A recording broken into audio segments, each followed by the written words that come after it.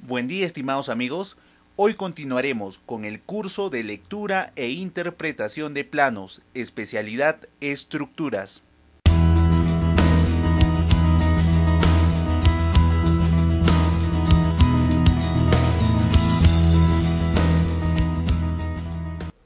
Antes de continuar con los elementos estructurales, explicaré brevemente los principales conceptos que encontraremos en los cuadros de especificaciones técnicas y notas importantes. Por ejemplo, el cuadro de especificaciones técnicas tiene como finalidad indicar la calidad de los materiales, los recubrimientos, consideraciones de diseño y otros que el proyectista considere necesarios. Así, por ejemplo, vemos que la calidad del concreto se define claramente mediante la resistencia a la compresión, que para todos los concretos tiene un valor de 210 kilogramos cada centímetro cuadrado, excepción para los cimientos, sobrecimientos y falsa zapata. Este valor significa que cada centímetro cuadrado de concreto resiste como máximo un esfuerzo a la compresión de 210 kilogramos fuerza. Con este dato es fácil controlar la calidad del concreto que se produce en obra, esto mediante la rotura de probetas en un laboratorio. En el caso del acero, la calidad se controla mediante el límite de fluencia, que tiene un valor de 4.200 kilogramos cada centímetro cuadrado. Esto significa que como máximo el acero puede resistir este valor antes de deformarse permanentemente, esto en el ensayo de tracción. También tenemos la capacidad portante del terreno, que representa la máxima carga que puede soportar el suelo antes de fallar por cortantes o por elevados asentamientos. Como vemos, es un valor mucho menor que la resistencia del concreto. Por esta razón, las estructuras que están en contacto con el terreno tienen un área mucho mayor. En las especificaciones técnicas también podemos observar algunas consideraciones de diseño, tales como cargas muertas, sobrecargas y recubrimientos.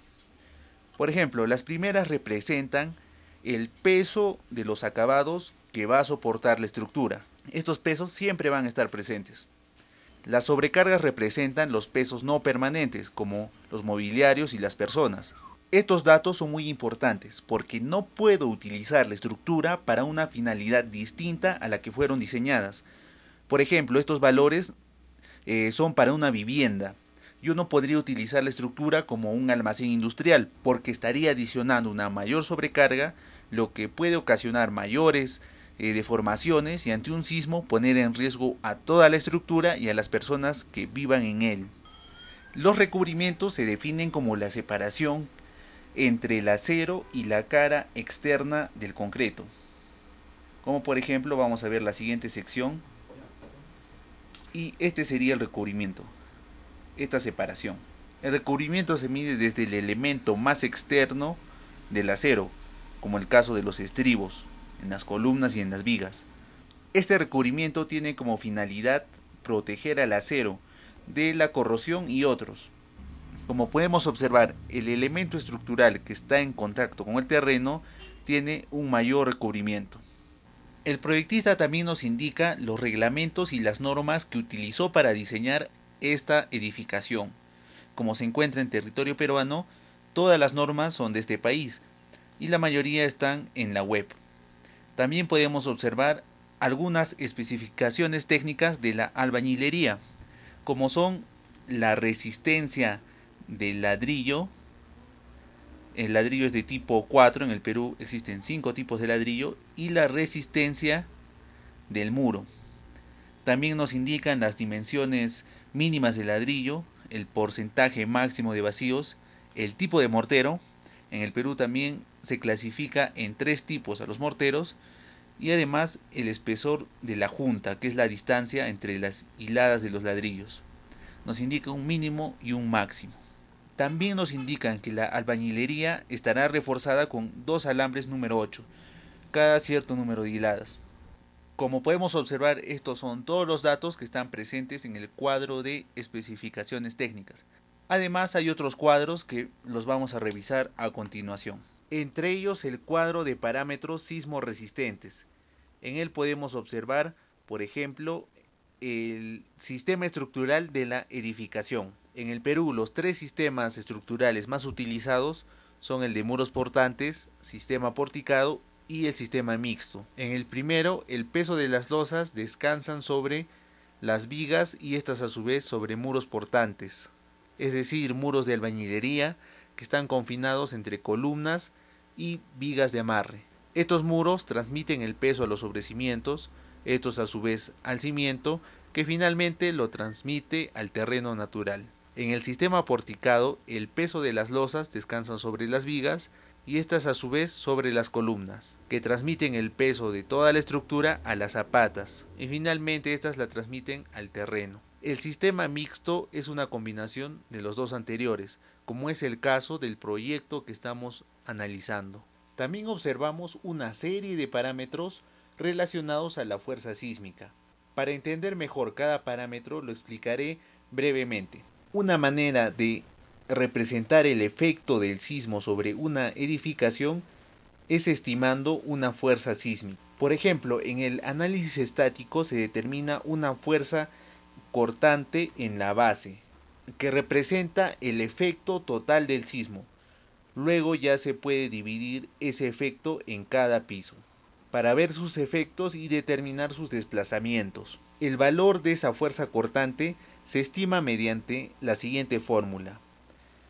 Esa fuerza es igual a la multiplicación de una serie de factores divididos entre un factor R y finalmente se le multiplica por el peso total de la estructura. Como sabemos, no en todos los lugares tienen la misma ocurrencia de sismos, por eso se divide el territorio nacional en tres zonas. Cada zona tiene un valor distinto del factor Z o factor de zona, que va desde 0.15 a 0.4, como podemos ver en la tabla. Como el proyecto se encuentra en Lima, le corresponde la zona 3 y el factor Z 0.4, el máximo. Esto porque hay una mayor probabilidad de que ocurra un sismo de gran intensidad. Entonces, si este mismo proyecto se construye en la zona 1, el diseño estructural sería totalmente distinto, por más que la arquitectura sea la misma. Una acotación muy importante que tengo que hacer es que en el año 2016 se actualizó esta norma. En la nueva norma ahora existen 4 zonas, como podemos ver en la imagen, y los valores del factor Z también han cambiado. Ahora van desde 0.1 a 0.45. Como este video tiene una finalidad didáctica, trabajaremos con el anterior reglamento, el que utilizó el proyectista que diseñó esta edificación. El siguiente factor que analizaremos será el factor S o factor del suelo, que tiene valores desde 1 a 1.4, como podemos ver en la tabla. A los suelos más flexibles se les castiga con una amplificación de 1.4, porque son menos estables. El terreno del proyecto se cataloga como tipo S2, suelo intermedio, por lo que le corresponde un factor de 1.2 y un periodo relacionado al suelo o TP de 0.6. El factor U o el factor de categoría representa la importancia de la edificación y tiene valores que van desde 1 a 1.5, como podemos ver en la tabla, siendo las de categoría esencial las que tienen el valor más alto, como por ejemplo los hospitales. Son edificaciones que nunca deberían de fallar ante la ocurrencia de un sismo, por lo que se amplifica la fuerza del sismo por motivos de seguridad. Como nuestra edificación es una vivienda, está en la categoría C y le corresponde un valor de 1. El parámetro C o el coeficiente de amplificación sísmica se calcula mediante la siguiente fórmula, donde las principales variables son el periodo relacionado al suelo, que es 0.6, y el periodo de la estructura, que también tiene otras fórmulas. Para el proyecto, el coeficiente de amplificación sísmica es igual a 2.5. Y también tenemos un factor de reducción, que a diferencia de las anteriores, está dividiendo al peso de la estructura. Este factor de reducción depende del sistema estructural de la edificación. En el diseño, como los pórticos están resistiendo más la acción sísmica, se considera el factor de reducción como 8. Con todos los parámetros ya definidos se puede obtener la fuerza sísmica, ya sea por el método estático o dinámico. y con ayuda de programas se puede obtener los momentos y cortantes actuantes en la edificación. Así también se pueden obtener los desplazamientos. Los desplazamientos absolutos representan cuánto se ha movido en total la edificación y los relativos es una división entre el desplazamiento de los entrepisos y su altura. Bueno, esto es todo por el video de hoy y quiero disculparme por no ser constante al momento de subir los videos. No piensen que me he olvidado del canal, es un proyecto muy importante para mí en este año y si tienen dudas por favor escríbanlas en los comentarios. Hasta ahora estoy respondiendo a casi todas las consultas. En el próximo video veremos lo que es vigas de cimentación y columnas. Nos vemos hasta entonces.